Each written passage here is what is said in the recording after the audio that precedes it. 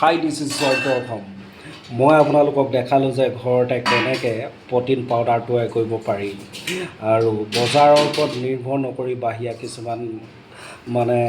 কি বুলি ক'ম উদ্যোগৰ ওপৰত নিৰ্ভৰ নকৰিও আপোনালোকে ঘৰতে কেনেকৈ মানে প্ৰ'টিন পাউডাৰ তৈয়াৰ কৰিব পাৰি চ' ফ্ৰেণ্ডছ আপোনালোকক মই আজি দেখুৱাম যে ঘৰত প্ৰ'টিন পাউডাৰ কেনেকৈ তৈয়াৰ কৰিব পাৰি আৰু শিশুৰ কাৰণে এই প্ৰ'টিন পাউডাৰ কিমান উপযোগী আৰু কিমান লাগতিয়াল চ' ফ্ৰেণ্ডছ লেটছ ব্লগটো চাওঁ ব'লক আপোনালোকক গোটেই পৰ্যায়ক্ৰমে মই লৈ গৈ আছোঁ আপোনালোকে ভাল পালে মোৰ পেজটো লাইক কৰিব চাই থাকিব লোকেল উৎপাদ আপোনালোকে পেজটো লাইক কৰিব শ্বেয়াৰ কৰিব আৰু ফ'ল' কৰিব বুলি আশা ৰাখিলোঁ চাওঁ আহক ভিডিঅ'টো আজি এইটো লতা চিপছ মখানা পদুমৰ গুটি লতা চিপছ মখানা বুলি কয় এইটো অঁ এতিয়া প্ৰ'টিন পাউডাৰ বনাই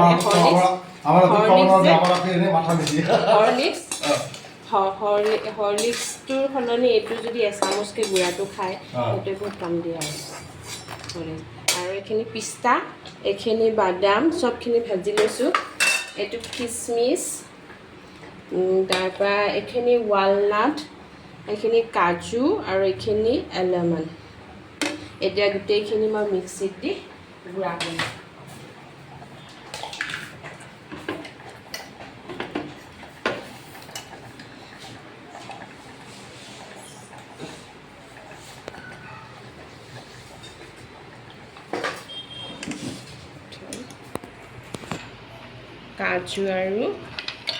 কাজু আৰু ৱালনাটখিনি দি আছোঁ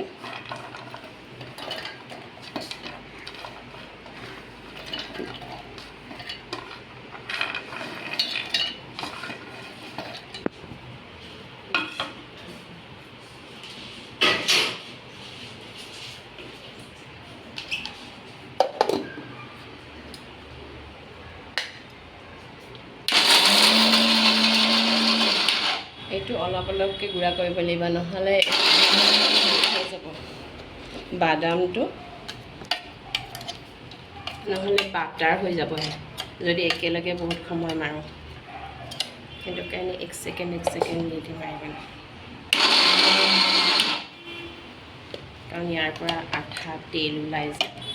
এইটো পূৰা হেৰি কৰি দিব তাক বাটাৰ বনাই দিব নহ'লে লদা পাতি যাব লদা নাপাতিবৰ কাৰণে এনেকৈ মাৰিব লাগে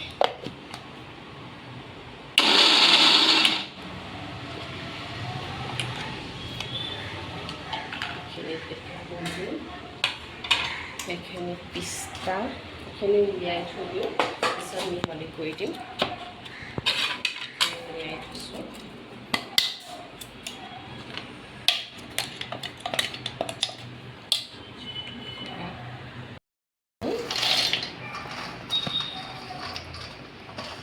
আৰু বাদামখিনি দিম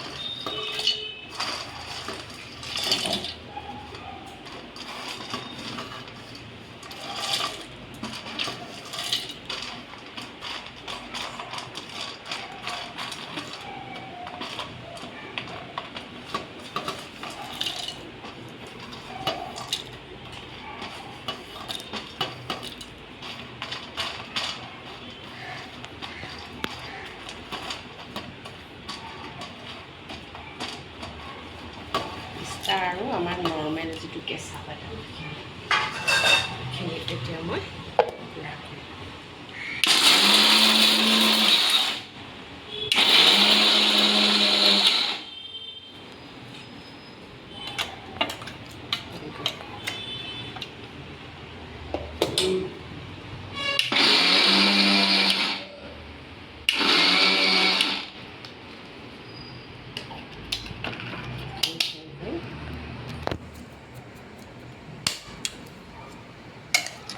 গোটেইখিনি পৰিমাণটো 100 গ্ৰাম কৈ আছে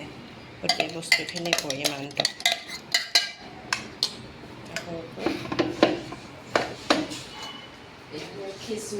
খিচমিচখিনি অকলে কৰিলে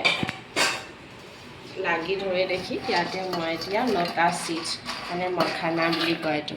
সেইটো মিহলি কৰি দিছোঁ তেতিয়া খিচমিচটো লাগি নধৰে গুড়া কৰোঁতে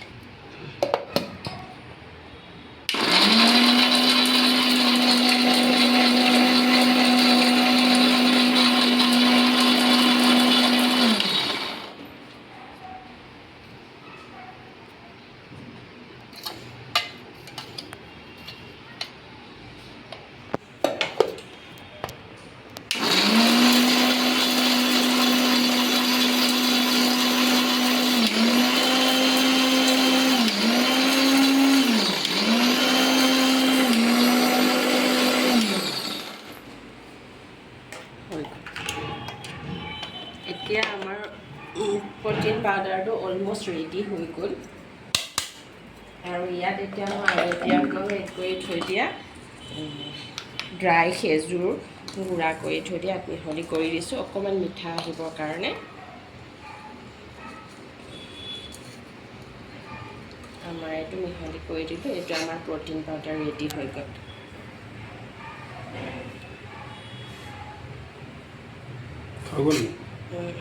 এতিয়া এইটো ফ্ৰিজত 6 মাহলৈকে থ'ব পাৰিম ষ্ট'ৰ কৰি আৰু ডেইলি এচামুচ খালে ব্ৰেইনে শক্তি পাই যাব